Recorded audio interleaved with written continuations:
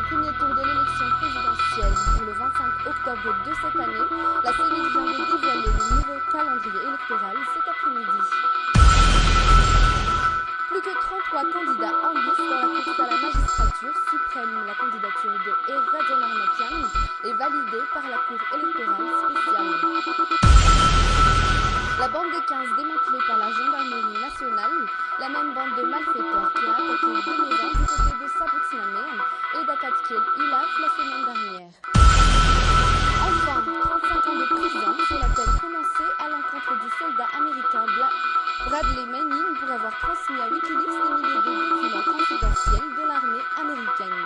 Le point sur ce reportage tout de suite dans ce journal.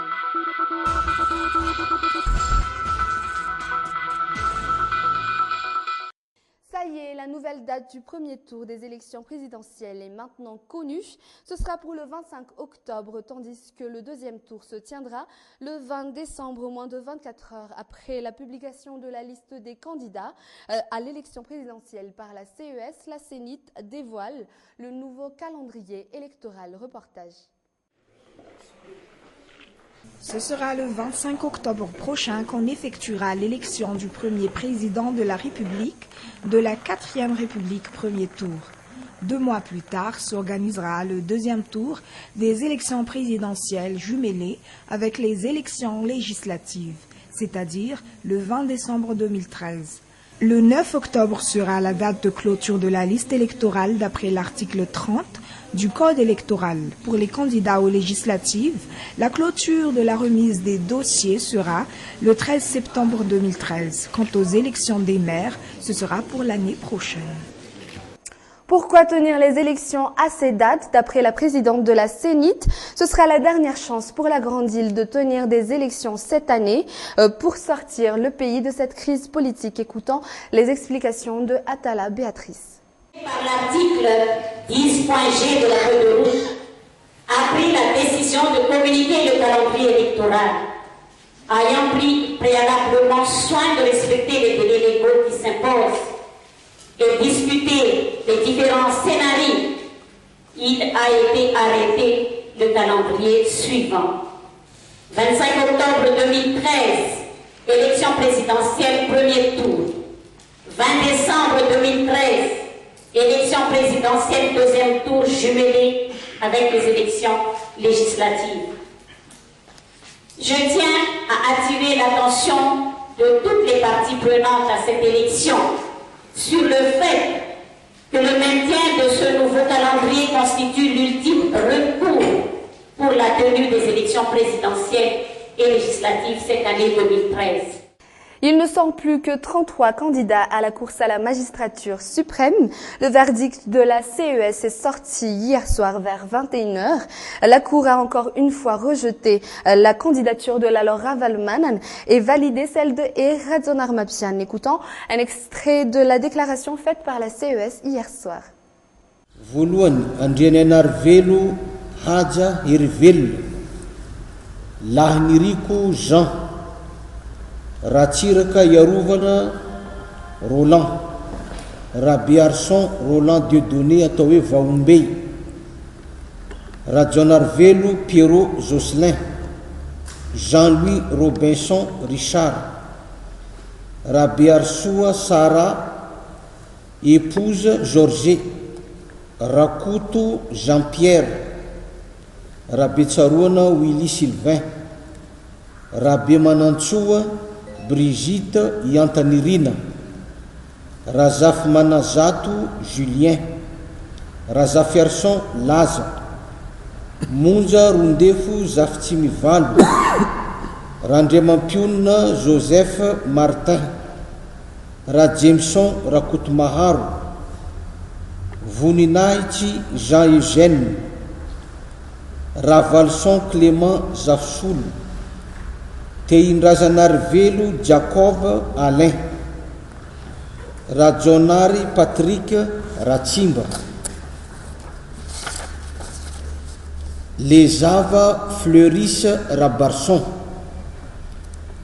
Dofo Michael Brechard Randriamanantsoa Taber Noelson William Ratimo Arvoni Guy, Faharu Ratsimbalson, Rakutu Andrianirina Fétisson, Ratrema William, Raharmanana Venance Patrick, Tinasoa Freddy, Radavidson Andriamparani Benjamin,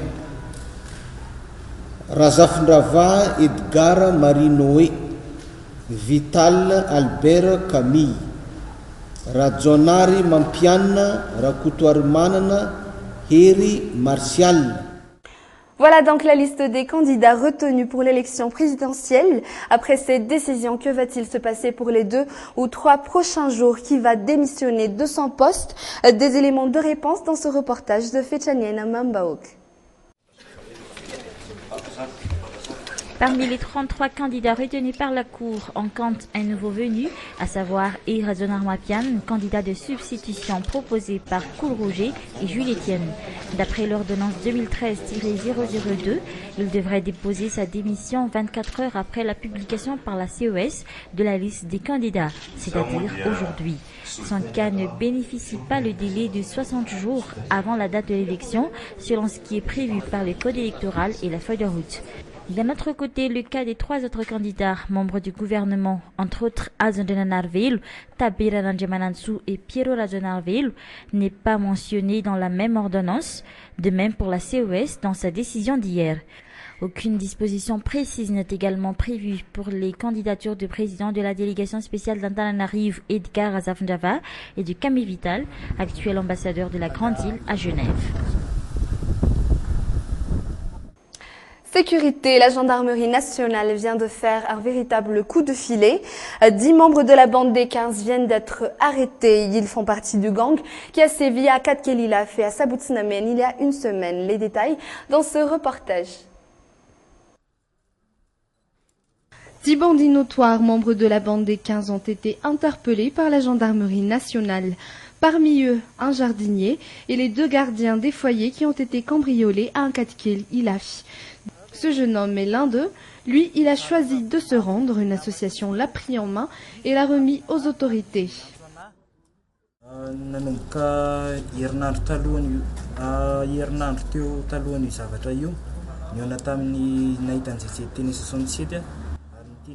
Une semaine avant ces événements, j'ai rencontré Zed à 67 hectares.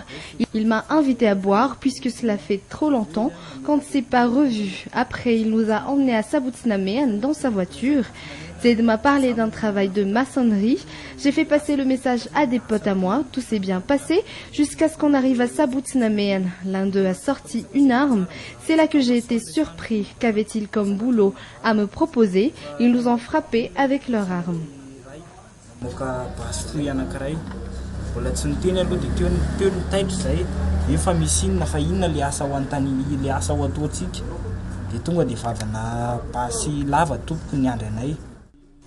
Après qu'il se soit rendu, il a également pointé ses complices, dont Zed, celui qui a essayé de s'enfuir selon toujours les autorités et qu'ils ont été obligés de tuer. Il y a quelques jours de cela, toujours selon eux.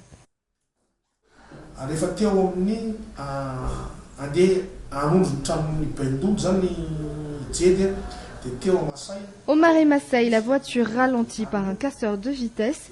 Zedi a tenté de s'enfuir alors qu'il était sur le point de nous montrer la cachette de Baindoud, leur chef. Il savait qu'il n'avait plus de chance de s'en sortir, d'autant plus que tous ses complices l'accusent d'être mêlé à ces actes de banditisme. D'abord une sommation pour l'arrêter, mais puisqu'il a refusé de s'arrêter, la gendarmerie a dû user de ses moyens pour l'arrêter, ce qui l'a malheureusement tué.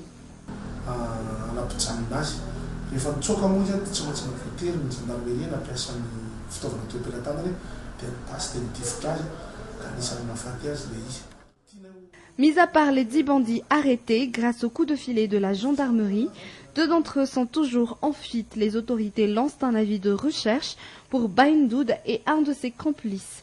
L'enquête sur l'arme appartenant à un policier et qui a servi à ces bandits est toujours en cours. Après le déferment de leur affaire cet après-midi, ils sont maintenant placés sous mandat de dépôt aux prisons de Tiafa.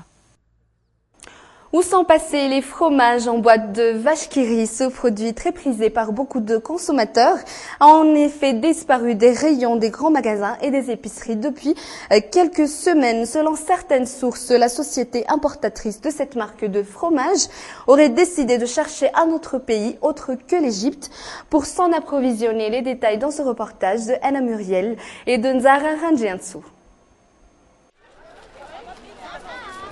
Cela va faire plusieurs mois qu'une marque de fromage très prisée par la plupart des consommateurs a disparu des rayons des magasins et supermarchés de la capitale. Ce fromage en boîte en provenance de l'Égypte.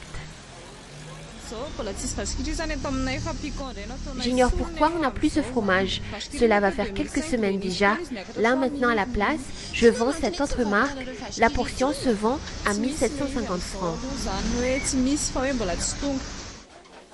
Pareil pour les épiceries, ce fromage n'est plus dans les étals, voilà maintenant plusieurs semaines déjà. Face à une telle situation, certains épiciers ne cherchent pas loin, ils proposent d'autres marques de fromage pour attirer les clients. Cela va faire plusieurs mois que l'on n'a plus reçu ce fromage. Nous n'avons pas appliqué une hausse du fromage vache qui rit, nous avons gardé le même prix, 2500 francs la portion et 19 500 francs la boîte. La grande île consomme pas moins d'un conteneur et demi de ce fromage en boîte en l'espace d'un mois. Mais alors, quelle pourrait être la raison de cette rupture de stock? De sources confirmées, on nous a appris que le distributeur de ce fromage fondu en boîte a arrêté son importation depuis la fin du mois de juin. Il aurait changé de pays pour s'en approvisionner, ce qui aurait entraîné un retard au niveau de l'acheminement de ce produit vers Madagascar. Son distributeur importe actuellement ce produit depuis le Maroc, un autre pays du Maghreb. L'Égypte étant frappée en ce moment par une épidémie de fièvre afteuse.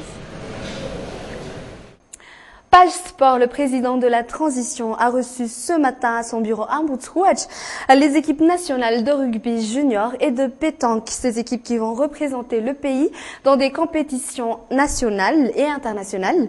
Il leur a offert la somme de 20 millions d'ariars en guise de soutien à Armissa Rakoutpe et Michel Rakoutson. Ces jeunes sportifs iront défendre nos couleurs à l'étranger. Ils vont participer à des compétitions internationales de haut niveau. En effet, les maquis juniors vont participer au championnat d'Afrique de rugby, tandis que nos boulistes iront au mondial de pétanque catégorie junior. Ce matin à Botsrouach, ils étaient reçus séparément par le président de la transition. En guise de soutien, chaque équipe nationale a reçu la somme de 20 millions d'ariars de la part du président de la transition Andradwil. Le message est unique pour ces deux équipes, défendre nos couleurs.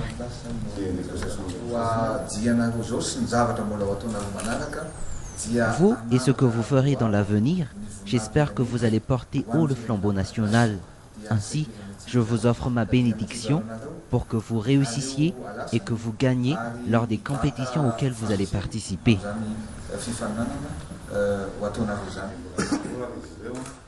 Message reçu pour nos représentants. Chaque équipe est fin prête pour aller à ces rencontres internationales.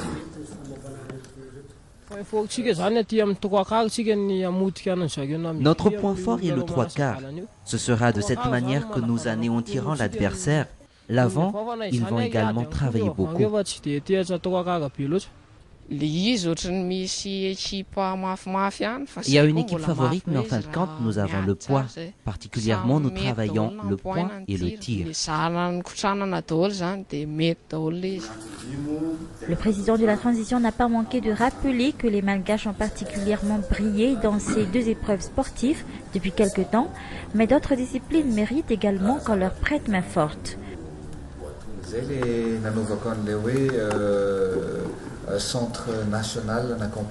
C'est pour cela qu'on a besoin du centre national qui professionnalisera le sport malgache. Tous ceux qui seront formés dans ce centre au complexe national bénéficieront d'un aide financier. Ils seront payés et vus comme des professionnels. Aujourd'hui, nous sommes encore en phase de projet et ce projet, nous allons le réaliser. Les Maquis Juniors joueront en demi-finale du championnat d'Afrique de rugby contre l'équipe namibienne ce mercredi, tandis que nos boulistes iront à Toulouse en France du 29 août au 1er septembre pour le mondial de pétanque.